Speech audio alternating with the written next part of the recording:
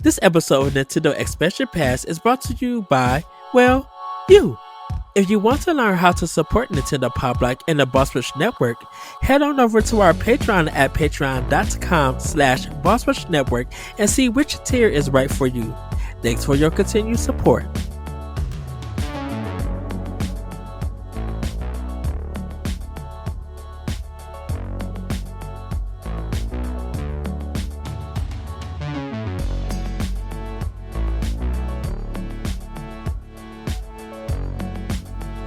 Hello everybody, welcome to Nintendo Expansion Pass here on Boss Rush Network. I'm your host, the Night Excited Eddie V. Joining me is the one, the only Bossman himself, Mr. Corey Dirrig. Hello, good sir, yes! Hey Ed, I have to adjust the template to this show's thumbnails now because we're in the triple digits, and the template I made does not hold triple digits because I'm an idiot. So hi, happy 100 episodes! Yes, everybody, we made it to 100. Corey. Yeah, 100 episodes of this show. We've done way too many shows together. Ed, you know when 400 of Pow Block comes around, we're just gonna have to retire. We're just gonna have to be done because we can't do it anymore. That Search 2 will be out by the time we get to 400. Or not. I don't think so. It's only 3 months away. But that's around Summer Game Fest almost. Nintendo's not announcing anything at Summer Game Fest. I know, but Nintendo's just gonna randomly put a trailer out at 3 o'clock in the morning, and everybody's gonna freak out. And then we're gonna be up at Corey. Can we record like 15 minutes of a discussion? Why is it 4 hours and 59? When has anything we've ever done been 15 minutes, Ed? Okay, I've tried with the direct recap show to say this needs to be 15 or 20 minutes, and then it's an hour and a half. So, True. Just saying. Well, Corey, I'm just super excited. You said some news, and everybody, just wait to the future. That's all I'm gonna say. I'm just super happy. The news that you shared. I'm excited for the guests we have lined up coming up because we've met a lot of people at PAX, obviously, but yes, there's a lot of cool guests coming up, and if you're on Patreon, there you'll hear the guest this week. But it's I don't know. I think we met a lot of cool people. I'm trying to get a lot of people scheduled, and I'm trying to space them out because we obviously can't do like 37 podcasts in 1 week. But right, it's been fun. It's been great meeting some cool people and getting some opportunities. It's been awesome. I have a pep in my step, as they say, from this week. yes. So, which was a little different than last week on Pow Block because I was like dying inside. I invited Matt Storm to Pow Block, and he said, "Let's do it." So, we got to find a date for him. He said he'll be free like mid-April to May. Pronouns them. Them. They, them. Oh, I'm so sorry. I'm sorry, Matt. Now they're not going to want to come on because you're offensive. They are. You offended me. A great person. So, yeah, we're gonna have them on Pow Block in the future. I am trying to get Andre. Dude, Andre, man, he's got some cool stuff on YouTube recently. I don't know if you've watched it recently, but I know he started counts going up. It's skyrocketing, man. Yeah, I know he said this is what I'm doing now. So I gotta see what he's doing. Yeah. I don't know if he did like a rebrand or a refresh or anything. Well, he was just doing shorts and Instagram reels, right? But he's starting to do longer form content now, which is pretty good. So he's not rebranding, quote unquote, but he's trying some new content and it's working. So shout out to Andre. I miss Andre. He's one of them people that I wish was here every week, but I know he's just like, obviously he's busy and the time zone difference is big for him. And Yeah. I know he's got a kid, so that takes up a lot of time. You know, He's truly amazing.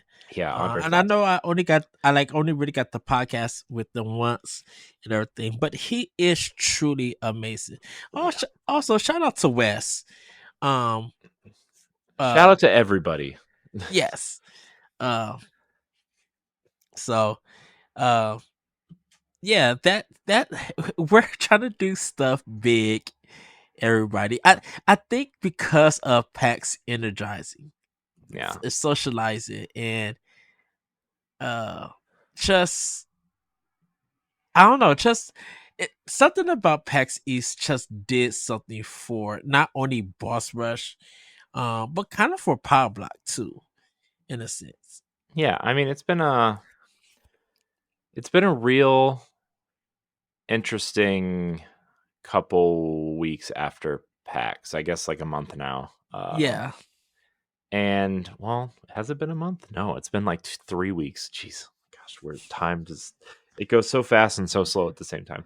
yes, Um, yeah, and I mean, I'm really excited to do stuff with people that we met there. I'm like, you know, obviously big. I'm a big Destiny person, right? And I might be appearing on some Destiny podcasts soon.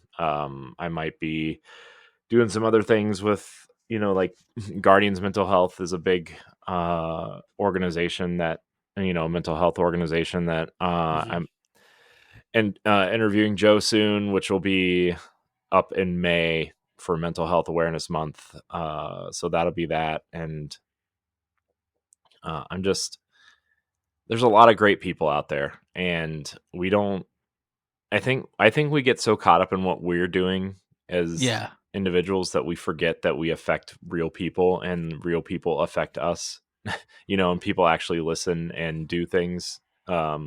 Also, right? I mean, how many times were we stopped at PAX and I'm just like, oh, I guess we you know not to like toot our own horns or anything, but people recognize us, and you just kind of forget that people recognize you because they enjoy your content. And hmm it was special, and like seeing developers recognize us from website stuff and talking about them on the podcasts. And obviously the writing team has done a great job of getting the indie scene yeah, us noticed by the indie scene. And um, there's a lot of great people out there, and I hope to continue to make these connections, right? I've talking to Ben from Midwest Games. Hopefully, we'll have a spotlight with him before Midwest Games blows up and becomes super popular. I want to get in there. I want to get in there before, you know, uh, yeah, because obviously we had um, Chris on from Guiley Games who doing Rah Rah Boom, and uh, they have a new podcast coming out, by the way, the all Guiley right, Gang, about the development of the game. So that's super awesome. I'm very excited to listen to that. So Chris is me awesome. too. Yeah. Guiley Games, I kind of want to go check out their studio. It's only like 3 hours from here. I mean, Oh, only cool. quote unquote, but I can drive there, right, and make a day out of it and come home. But uh, if I mean that they would have to invite me. Obviously, I can't just walk up to their office and knock on their door. But Yeah, that's kind of me with Joystick Venture, and I gotta get with them and like get their developers um on the spotlight and talk about their games. Sorry everybody that we're still talking about PAX, but it's just I'm not sorry. PAX was important for us. Like it was. it really There's a lot of is. cool Yeah. things at PAX. There's a lot of important things that happened for us at PAX, and it's going to make the things that we did at PAX is going to make our shows better. It's going to make Powbach better. It's going to make hmm Boss Rush better.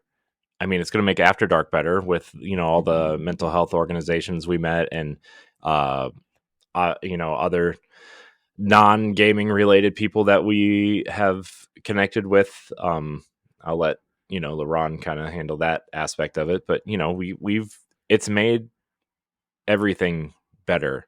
And so yes, we're still talking about PAX because especially Ed and I mean, Ed, you and I have been doing this for so long, I mean, you with Yeah, Optional Opinion have been doing it longer than I have, but like, I mean, we've been doing this, not this, but something like this for 10 years, man. 10 years.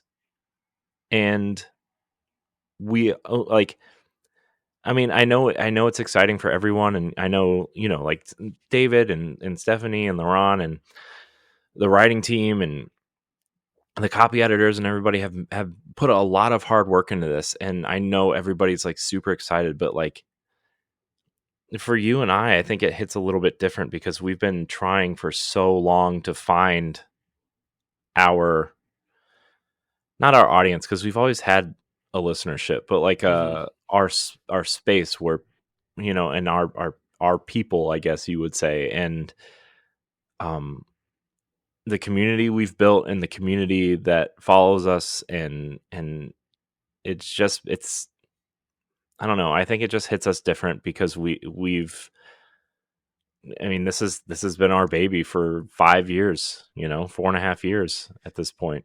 And yeah, I mean, the 5 year anniversary of the Boss Rush podcast is in May.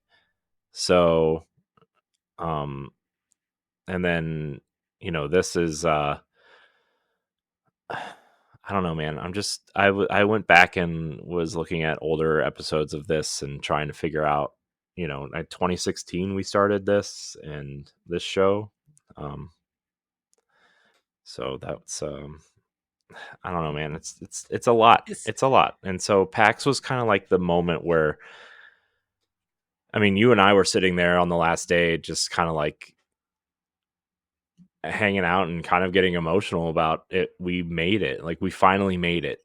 yeah, Like we finally made it, and it felt really good to sit there with everybody and be like, man, we did something. You know. right. So, and Because it something that affects it people. was like I said, we had our personal talk and everything, and I was just like, it just pushed me to be out of my comfort zone. Going out to meet new people, going out to socialize, um, all of these interviews, trying to make people have fun, like that takes courage, and making, because it's just like what I did on Option Opinion was my like own podcasting skill. And I just had to grow from that. And then when me and you got together for Pod Block and just all the podcasts and stuff that we did, it was such a learning experience. And now just going to PAX and playing games and interviewing and writing and having these discussions, it was something that I thought I would never get to do as much, and everybody knows as much as I love video games. All the EGMs and game pros I brought and read, or my mom brought for me and I read them. Uh the one ups, all the blogs, it's just like putting my hobby like equated to my livelihood, like about video games. All of those years just coming, you know, taking all of that to PAX and just being able to, meet Ben Starr, meet Roger from Gamerheads, meet Level One Crew, Yeah. meet the Iron Roger, Lords, Roger's and Roger's awesome. Like I know we were like messing around with him and saying he yes, was like our adoptive son for the entire show, but Roger's awesome. Oh man, he pretty much having him is. hang out with us. Yeah, I know. I mean, like, look, if I mean, we I kind of was like, talking to him while we were there, and I was like, man, if Gamerheads ever goes down, we have a third chair on Pow Block to, like, you can just jump right Right. in if you want to. you know no questions asked. Roger is welcome here. Yeah. Although he'll find 75 other podcasts to be friends with. Roger. I did call him Pat on Uh. accident at one point. Oh. uh, Yeah, but I there didn't mean to, is. because It's just. Pat was like sitting over here, and Roger was sitting over here, Uh-huh. and like we were talking, and Pat said something, and then Roger said something, but I was still listening to Pat. You know how, like, when you're listening to somebody and then somebody over here talks to you, and like your mind's still on this person, so you call Yeah. them that person's name. Yeah. Man, yeah. Anyways, Yeah. continue. It's Sorry. it's just yeah, yeah, yeah, just coming back from PAX and just everything about PAX. Um just made me definitely it's a learning experience, and it definitely makes me want to continue to do this, to go out in interviews, like handing out the business cards and things like that. Like that stuff was cool. Like Hmm. I actually got to socialize, and I got to uh make connections and stuff. It's in everything. It's just and not feel it just and walk away from all the discussions, like hopefully everybody, those people that I interviewed and I talked to, had fun. And the reason why I say Nintendo, why this helps Pop Block and even Nintendo Expansion Pass, is because all the indie games and everything that I saw and played, like people were hoping to get their games in a Nintendo Indie Direct or a Nintendo Direct, or even get it to Switch, or Switch 2 Also, in the yeah, they future gave or us a lot of talk whatever. about Like Switch too. Let's be honest. They switched the secret about Switch 2 is not a secret when you are around developers.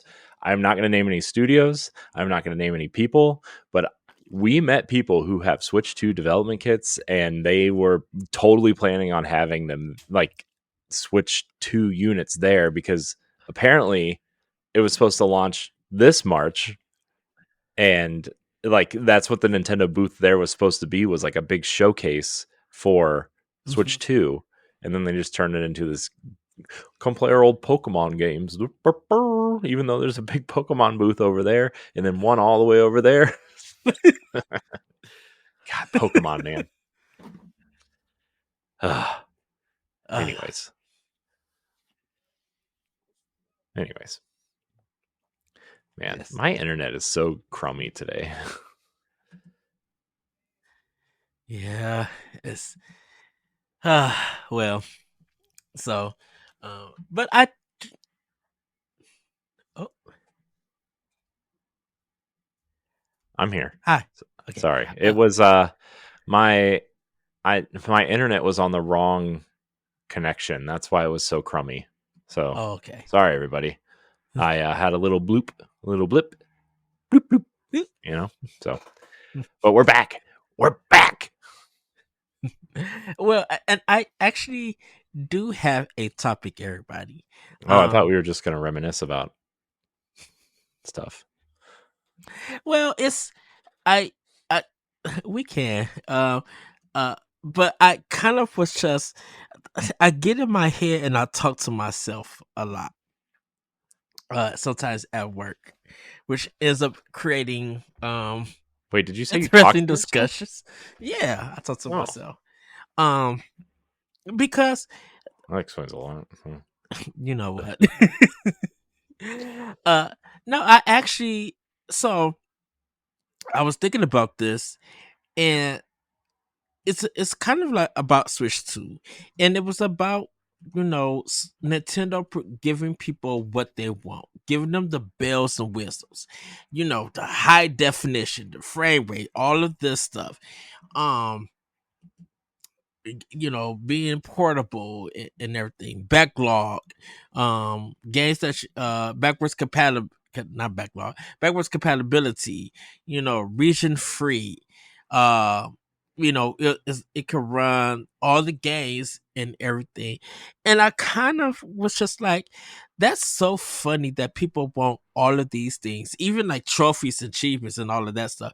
People want all of these things, but they don't, you know, but they don't support it in a sense. Mhm. And it kind of got to me. It got me thinking that even if Nintendo and their console or their next platform, even if it gave third party developers everything that they asked for, it gave gamers everything they always wanted from Nintendo, high end, just giving them regardless of price.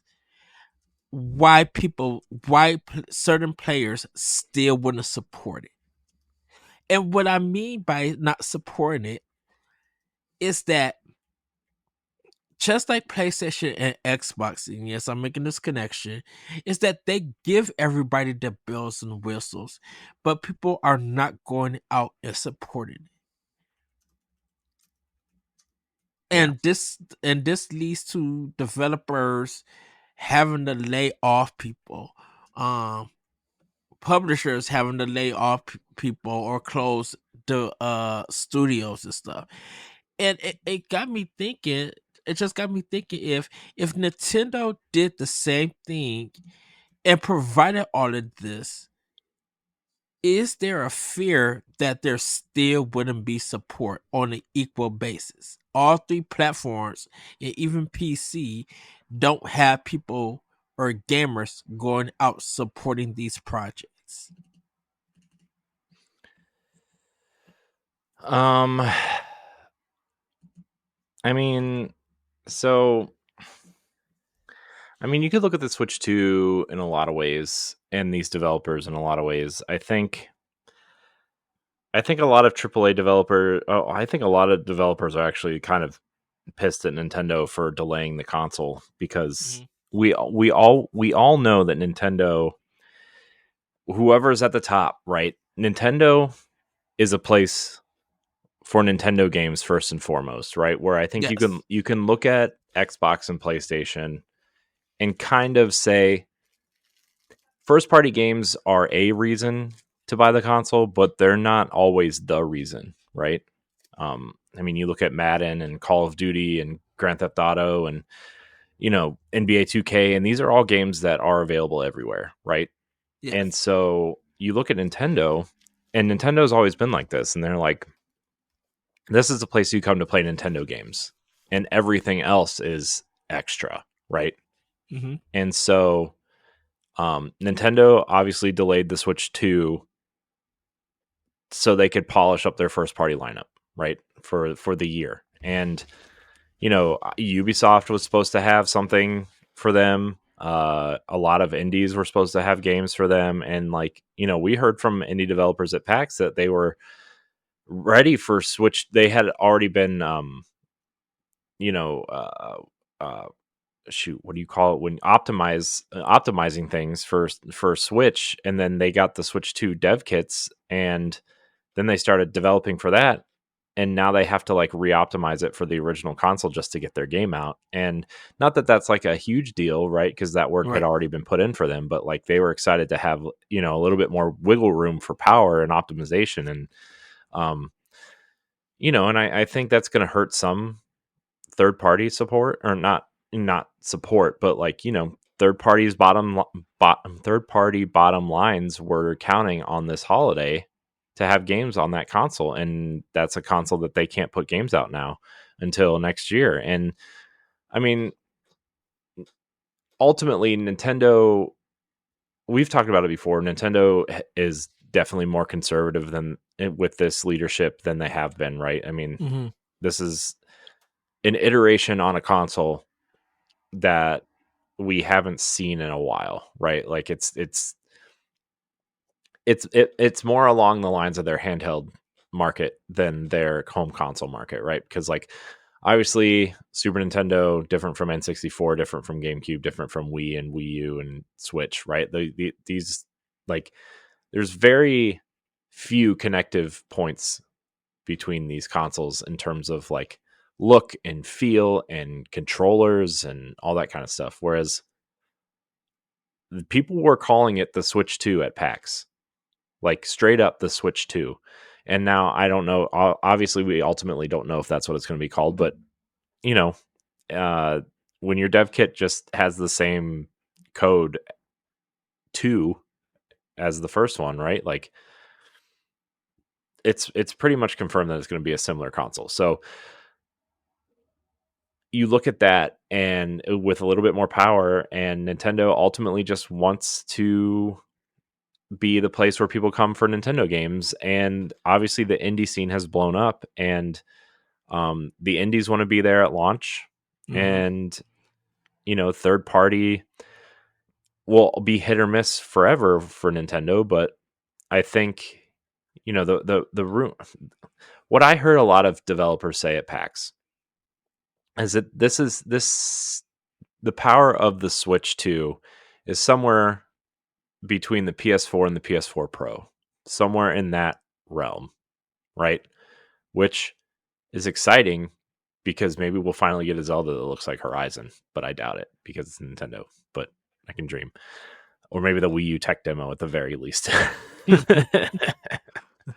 But I don't know, Ed. What are you thinking? I kind of rambled a little bit, No, maybe no, off topic. no. I think the thing about it is that gamers, there's a history with Switch and gamers, ideal of the system versus their support of the system. And the ideal of the system that it was going to be, they weren't going to have the games. It wasn't going to sell well. They should have went third party. They should put their stuff on PC. Like the ideal of the Switch, just when it first started, was it's a failure. It's Nintendo. It's going to be for kids. It's going to fail, fail, fail. But Switch changed. Switch kind of saved the gaming industry. It changed the perspective on how we play games. It made a lot of indies and third party um developers not famous, but have a stay in business and become recognizable about games. Um a lot of them, of course, we talk about the double dipping and everything, and it just had a fire library from all around. From first, from third, from indies, second party, um, and so it even led to PC like Valve and other PC developers and studios and publishers trying to make their own handheld system for cloud gaming. And um even the PlayStation Portal, it is something because of the success of Switch. And it's just like all of these all of these failures that people were hoping for a Switch to happen, it never did. In fact, the Switch continued to provide success over and over again. And so, with seeing the success of the system, you would think that the more powerful systems uh will take the reins over from Nintendo and get those hardcore gamers or adults or mature audience or whatever who want a better system, even some PC players who want a better experience, come to their platform, go to these platforms and get the biggest name games from third party, play the greatest graphics and everything. And it seems that with these powerful consoles and PC stuff out, they're not they're not, gamers are not supporting them and get and see, after they after they were talking about the potential and stuff they could get. And it's probably confusing to a lot of people on why is this underpowered system still being successful. And if Nintendo does give us the bells and whistles, and it ends up do getting us the support, just like the Switch was, and even more, it's going to confuse gamers. you know, like Xbox Series X and S should have a abundant of console sales. PlayStation 5 should have a abundant of console sales.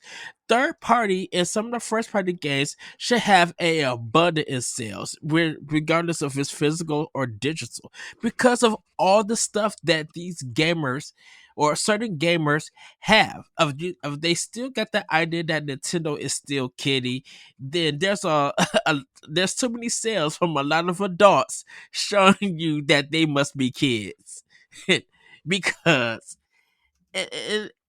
it's just like, well, if Nintendo got the support from everybody, and Nintendo does give the bells and whistles, will that support die off? Because now Nintendo is like the other consoles, and those other consoles are not getting the support.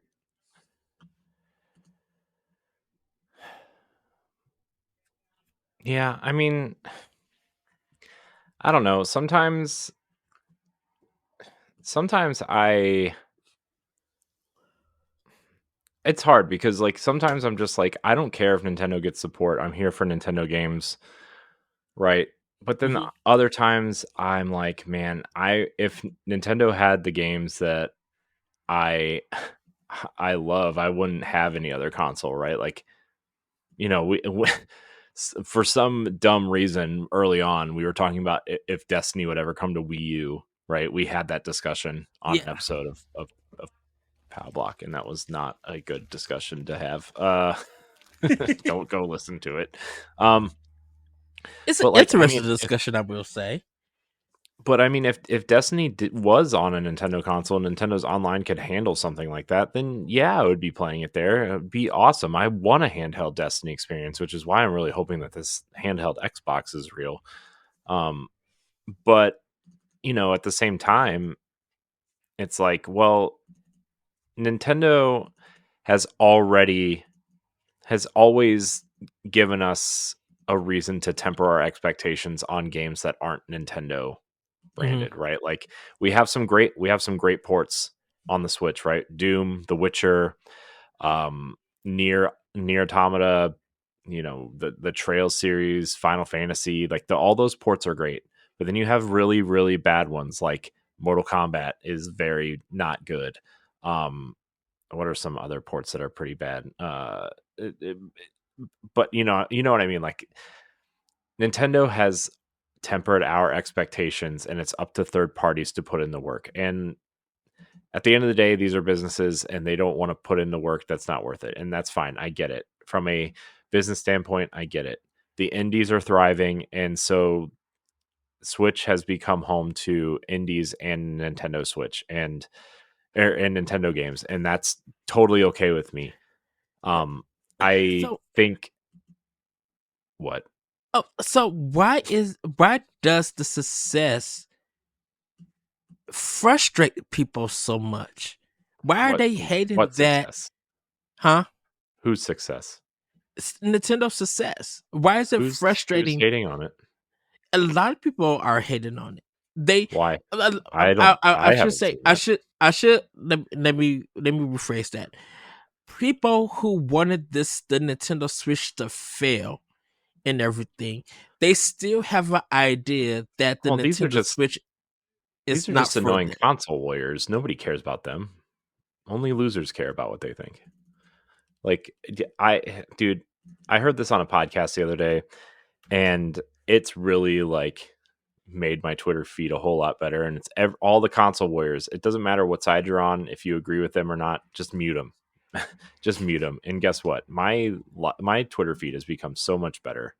I actually unfollowed like almost 200 people today. It was very nice. Uh, because I just don't, not that I care to follow people or not. I just Mhm. like, some people have gotten really annoying, we'll say, and it's just, I don't want to follow you anymore. I don't care if you follow me or not, but like, it just, and cleaning up my Twitter feed. Twitter actually isn't that bad if you mute the annoying people and just don't follow the other people. It's actually not terrible. I've actually had a lot of great interactions on Twitter in the last couple weeks because of that. And um, it's just like, man, awesome. Can't I love interacting with people now. uh because like, there's that long time where I just put everything through the automated system that we use, right? And I'm just like, I'm just gonna let it go out. And if people comment on it, they comment on it. If not, then I don't care. I'm just not gonna, you know. Uh but I think people that hate on Nintendo, it's always the popular kid that gets hated on, right? Because they're popular, right? And I think it's part jealousy, part I don't know what to do with this because people are excited for it, and I hate that I'm not excited for it, so I'm just gonna poo poo on their parade, or and I've really, over the last, I would say, 3 or 4 years, I've really tried to be cognizant of um not saying negative things when I feel some sort of, I guess jealousy of something, right? But Mhm. like, mostly like, oh well, that's popular and I don't care about it, so I'm not going to sit here and trash it. And I think overall we've all done a pretty decent job of doing that, right? And it's actually been a pretty net positive, A, for us mentally, but also B, like, meeting like-minded people and getting opportunities, like going to PAX and meeting people and guesting on shows and having guests and stuff like that, right? So, Yes. um, I think the people that hate on Nintendo, just, you know what? More power to you if you have the energy to do that. I don't have the energy for you. That's all I have to say. I don't have Well, energy, period. So I'm it's not going to waste what I have on you. because it just feels like with some gamers that regardless of what Nintendo does, success or failure, it's always just a dismissal to them. And I think that's why I asked the question of, even if Nintendo gave people the bells and whistles, will they support them and everything? Because like I mentioned, like when I mean Nintendo changed the industry, it changed the industry. Like and people cannot deny it or anything. If Xbox was doing this, we will all be talking positive about Xbox. But Xbox could go through some rough No, I patches think and I still think have some positive I, talks about them.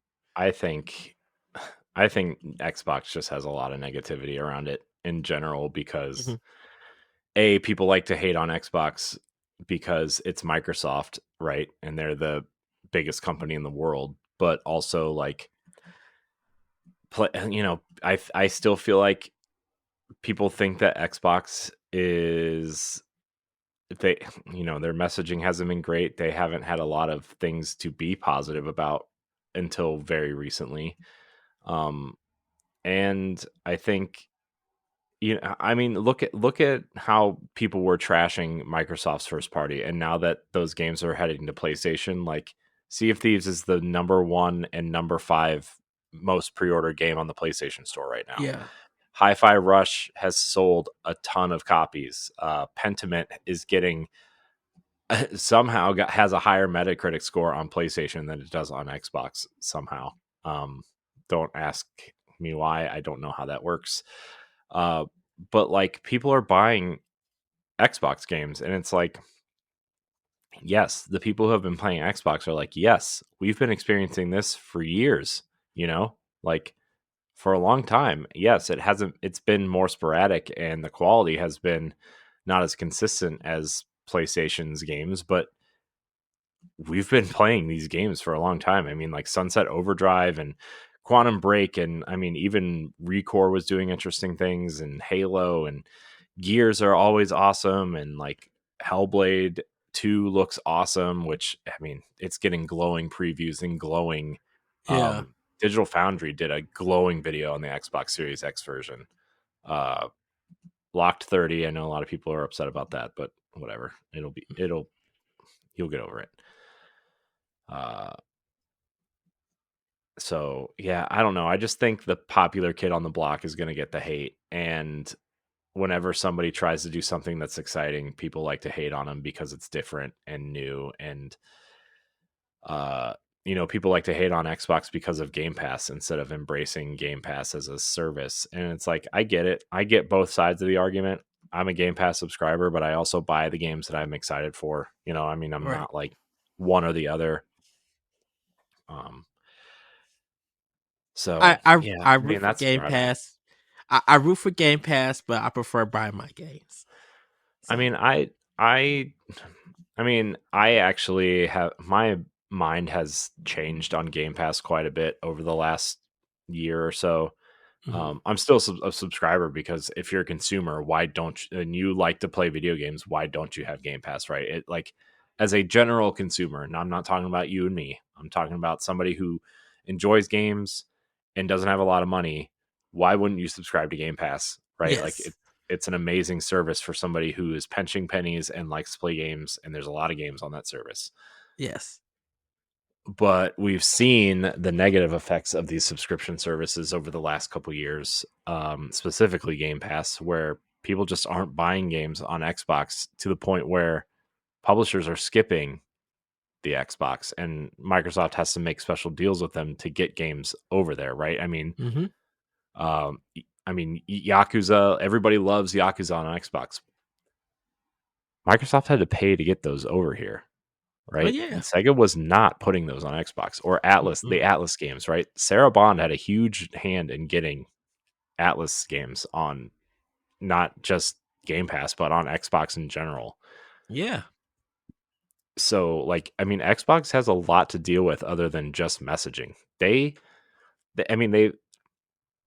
like I've said before, and I'm sure people have heard this on other podcasts because this is where I heard this term on another podcast. But like during the Xbox One, when they were losing, like really losing, and Xbox almost ceased to exist, right?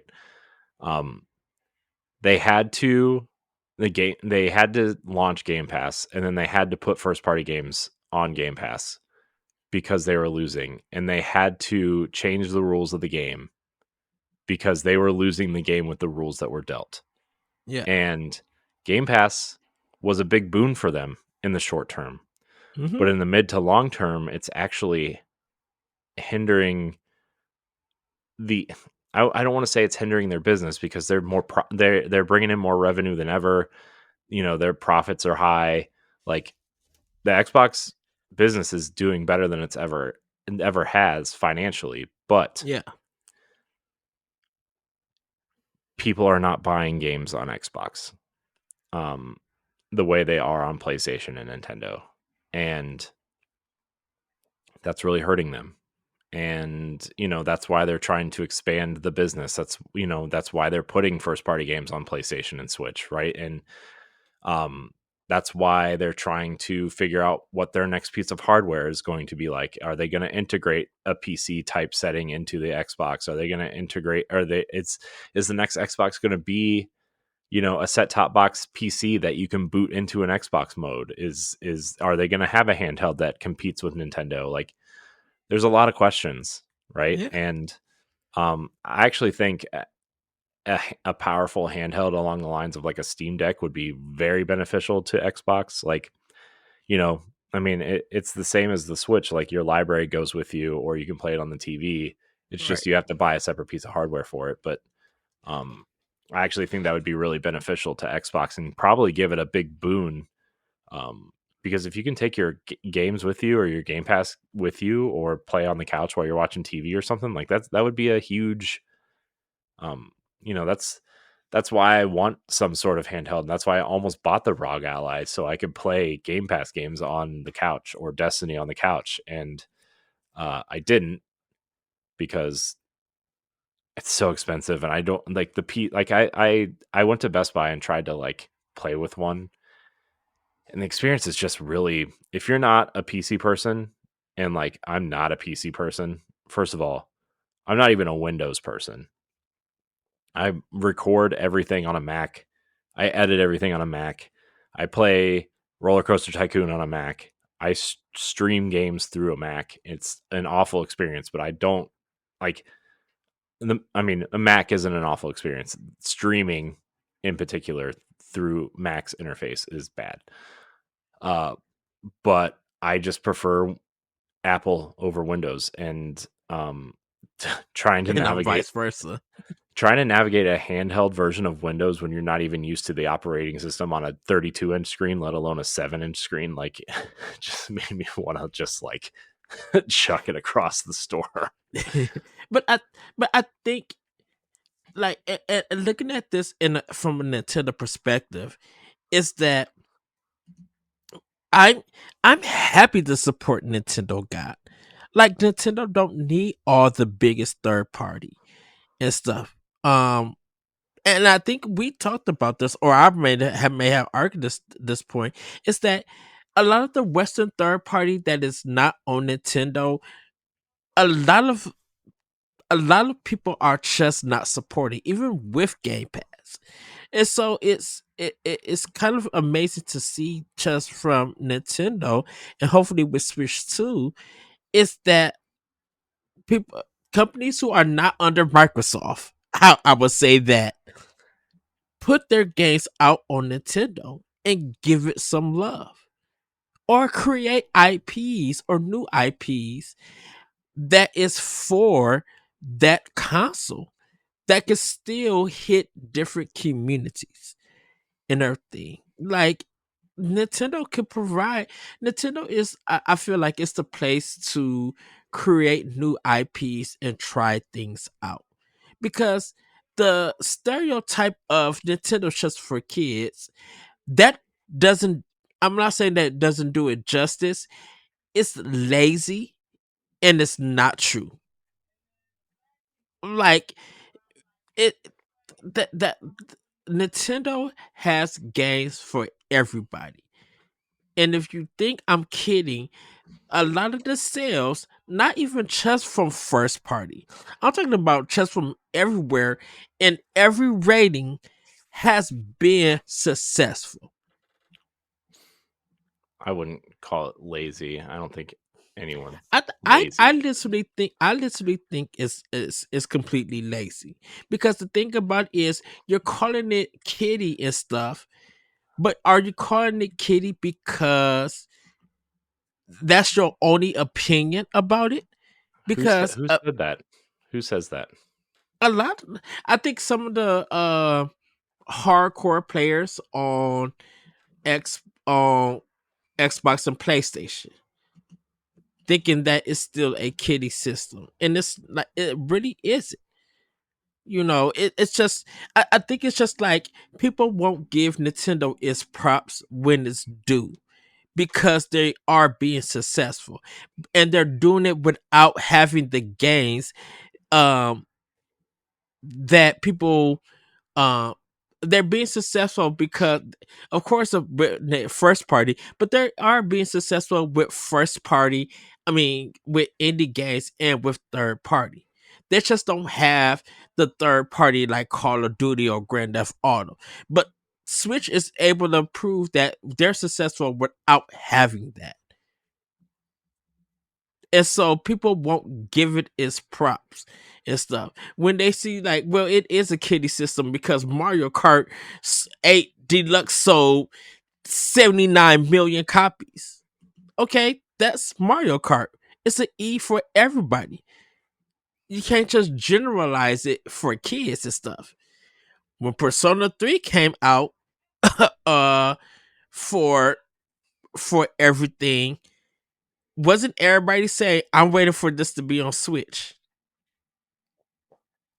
You know, it's just it kind of and I think hopefully when Switch 2 comes out or whatever they name their next console, I hope the generalization that it's just a kiddie system and it doesn't give you the bells and whistles, that it be dismissive and doesn't get the support. I think people should just like, oh, Switch 2 or Nintendo's next console.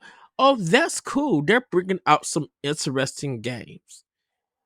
And if it's not your cup of tea, fine, it's not your cup of tea. But I hope that you respect the people who do pick up that system and who do enjoy it and want to support it. Because if it's not getting your support or anything, I sometimes feel like, and when I get in my feelings and get upset about stuff, I sometimes feel like don't judge it if you're not going to support it or give it a try. And if you are going to judge it when there's a whole bunch of adults buying the game and showing that they're enjoying it, don't judge them of being kiddie or anything. Okay. Okay. I don't have a response to that. I don't. I was having a good time, and then you got real angry, and now I'm concerned. Are you okay? I'm okay. Who hurt you? Nobody. No, I just hope because the thing about it is that when some systems, the way that these systems are not meeting expectations and stuff, and Nintendo is surpassing expectations, it it literally feels weird from certain of the communities and from certain gamers when they voice their opinion about Nintendo and everything. And and you can and when you voice that opinion, sometimes it feels like you denying that they are successful and they are stronger, and you don't want to give them that win. You don't want to say have that opinion or have that not opinion. Give them the fact that man, Nintendo is killing it, and leave it at that. Because Mm. uh, because Series X and PlayStation 5 are giving you guys the bells, and PC is giving you guys the bells and whistles, and those systems are not doing well, are not meeting expectations with these games that are coming out. And I'm not talking about, well, a little bit sales wise, but they're not meeting the expectations that gamers should, that gamers have. Because a Paper Mario Thousand Year Door does Game Busters and a I mean, Valve does it, or Stellar Blade does it, that just literally shows you that you can't go out there and say, oh, just because that's a Nintendo game, it's the reason why. It's no, you got the stuff that give you the bells and whistles, so why are you not supporting the bells and whistles and judging Nintendo because they put out a first party game from the GameCube days? and I feel like you have some pent up energy here. I feel like you need to. I don't know. I feel like somebody hurt you, and you're not sharing. No, Corey, these are Oh, the a arguments little that bit. I have in my head sometimes. Apparently, because you just. I'm scared now. I'm concerned about you. Oh, So, anyways. and I think that's why PAX was the games that we Oh play god. at PAX was just like, oh, this is so good, so fresh, so amazing. I mean, yeah. I don't know. I'm scared now. Well, should we wrap up? Yeah, because I don't know if I can handle another angry rant about I don't know what just happened. Well, everybody, I am Carl. This is our 100th episode. We still have to do our Switch top 10. One. Yeah, we'll get there. Yes. We'll get there. I just yeah, we gotta work through your schedule first, man. This is Yeah. I'm we should probably just prepare people that expansion pass might be skipped a couple weeks, maybe, because of scheduling. So, not that I want to miss any weeks of this show. Yeah. And if we have to get guests on, then we will get guests on. But like, just I like having it every week. I think it adds to our content list very nicely. But with scheduling and everything, we have to figure that out. So. Yeah. It literally has been weeks since we did the expansion pass. I know we're on our last one for Patreon tomorrow as of this recording. So we had to record this one. Yeah. But I mean, we should record one on Sunday after Pow Block as well, because we'll probably have time. There's not a lot of news in Nintendo, so yeah, like I said, the NSO with those 3 games, that's kind of like the biggest one. I also got to watch the Triple I, the direct. Yeah, I didn't watch it. I don't care. Yeah, I completely missed it. But I do want to see it. I do want to watch it. Just to see what the announcements were and how it went and everything. But with that, everybody, have a great week. Have a great weekend. Celebrate 100 episodes of Nintendo Expansion Pass with us. And let us know, what is your Nintendo Switch game of all time? Oh, jeez. Just one game. What could it be? With that, everybody, we'll see you next time on Nintendo Expansion Pass. Bye, everybody. Bye. If you want to see how you can become a Patreon producer, head on over to patreon.com/BossRushNetwork. The Patreon producers for this month are Adriel Munger, Austin Campbell, Celeste Roberts, Christian S., Sana Dirrig, Francisco Santillan, Matthew Keel, and Todd Oxtra. Thanks for your continued support of the Boss Rush Network.